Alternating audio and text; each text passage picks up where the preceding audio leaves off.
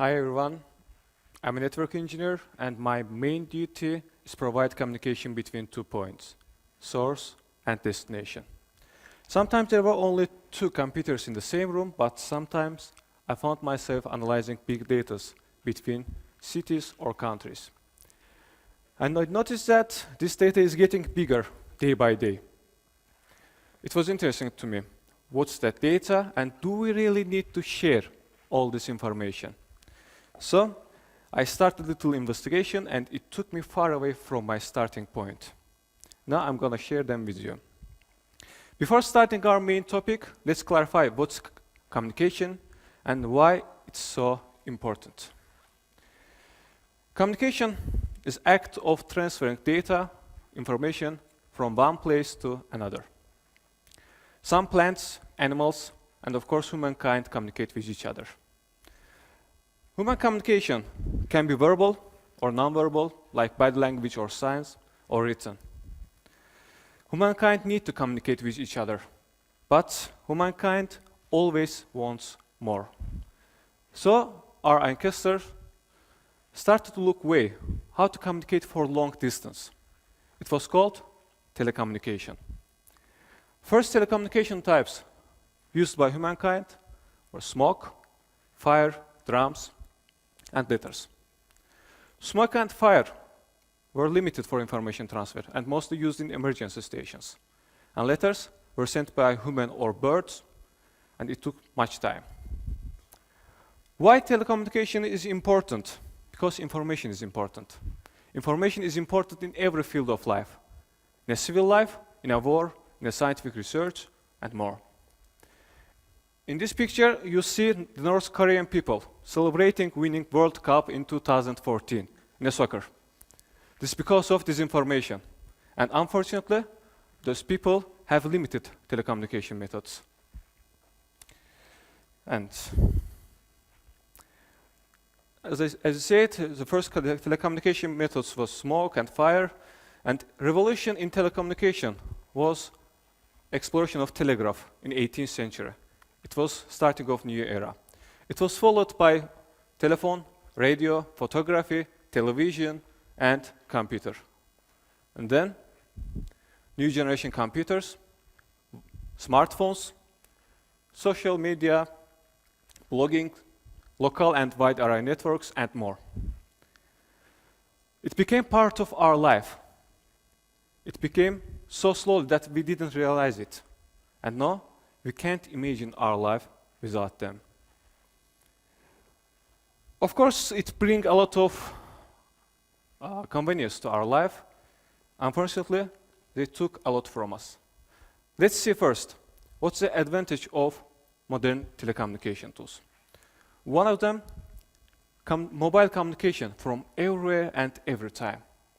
It's really good advantage that new generation can't understand it because they lived all their life with them. We can communicate from everywhere and every time. Access to information. Information is one click away from us. Think about that. If Da Vinci, Tesla, or Einstein had information access like you, or think reverse, you have to do your research, you have to do your homework without help of internet or computer. Try it once. I'm sure it will be funny.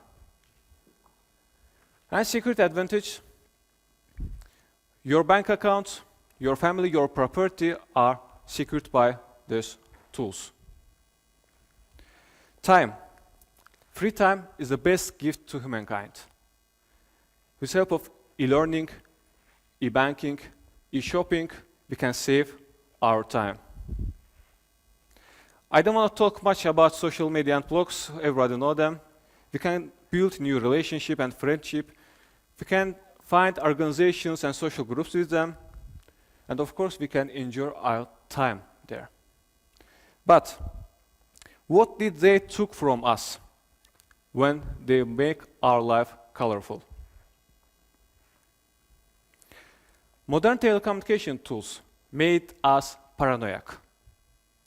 As I said a few seconds ago, mobile communication is possible from everywhere and every time. So people started to need it. I want to tell a short story that happened to me. 15 years ago, when I was a kid, I was staying away from my family. We were communicating only in emergency situations, and we were happy. Then, 6 years ago, when I was away again, I got a mail from my friend that, dude, call your mom, she's worrying about you. It was interesting, why she's worrying. First, I didn't understand it. Then I understood. I was calling her at least once a week. When I missed one time, she started to use her fantasy. She found my graduation book. She found my best friend's number, called him, and asked him to contact with me. Now, it's even worse. Everybody has cell phones. Everybody respond in a few seconds. When you don't answer seen WhatsApp message in a few seconds, probably you will get second message. Sorry, I disturb you, bye. Or you can get a call. Where are you? Who is there with you? Why don't you answer me? I'm sorry, those are ugly truths. And disinformation. Make a fake video or photo, write a simple story, and share it in a social media. Sit and wait how it spreads, how many people believe in it. If you want to do reverse, if you want to inform people about this information, probably it will take weeks, months, maybe years. And disinformation is the most powerful tool to manipulate people. Information security. Information system is not secure enough, but mostly it causes trouble because of misusing them. I want to ask a simple question. Who knows all their social media friends in real life? Who knows all their social media friends in real life? 99% of social media users don't know all their social media friends in real life. I want to take a paragraph and talk about noism. Noism is the new terminology for us, sharing or doing, sharing his feelings or what he is doing in the real moment. When I was a child, our parents told us that not to take anything from strangers. No, parents told to their children that not to add strangers to their social media accounts. I want to tell you one more story about Noise Guy. This guy shared happy family picture with reunion in Miami hashtag. He was happy. He was sharing his feelings, his happiness. But his neighbor was happier than him. Because after this post, he was sure that the next door house is empty. No one is there. She broke in that house. She devastated, stole everything. And now take a second and ask yourself, what do you share and with whom you share? Psychological effects of social media in our life. Users build virtual personality and start to show themselves as a perfect person in social media. As a perfect lover to her boyfriend or his girlfriend, as a perfect employee to employer, to show everybody how he lives in a perfect life, to show everybody how she's happy. It has only one explanation: schizophrenia, dissociative identity disorder. It became a contest. How many like my post get? How many people like my picture? And everybody is in this contest. So, do we really need to scream our love in a social media? Do we really need to share our picture of wedding ring? Do we really need to share all pictures of our travels? Of course we do. Because we have to tell everyone, hey guys, you're not better than me. I have a perfect relationship like yours, or better than yours. Or, I'm more beautiful than you. I'm sorry, but we don't have to prove our beauty with our bathroom selfies. And all day will make you happy? Of course not. It will make you more depressive. Because everybody is in this contest. When you look at LinkedIn account of your colleague or classmate or opponent, you will be depressed. You will lose your self-confidence because you will see perfect web page instead of perfect person. But you will accept this web page as a person and you will lose your self-confidence. So,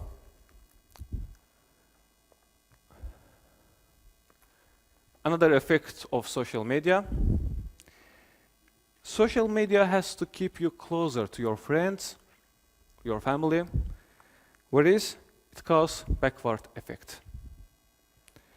We are getting away from face-to-face communication, and emotions are most useful part of communication. Texting will never replace voice calls, and voice calls will never replace face-to-face communication. They will never replace holding lover's hand or licking her eyes or kissing her. Maybe you have thousands of social friends. They will never replace a few real friends. Delete your birthday information from your social media accounts and you will see how many people will congratulate you. And one more thing about social media. Your wife will see a perfect marriage proposal for someone. Your wife will see how many countries her colleague traveled. She will see expensive gift by both someone's husband. She will see them and she will wait all of them from you. Not one of them, all of them. Because she will have to share them. But she will never see how her colleague was beaten by her husband. She will never see how her classmate was cheated by her boyfriend, how she cried. She will never see them because no one wants to share that kind of memories. Few years ago, walking in the rain with lover was romantic. Now, it will make you feel like a loser if you don't do it in Venice or Paris.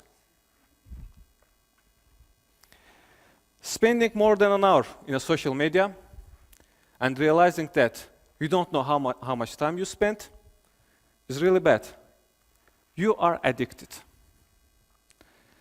And time is a perfect gift for humankind. But we have to remember that this is double-edged sword. Maybe technology gave you few benefits, but it can cause a trouble. It depends how you use it.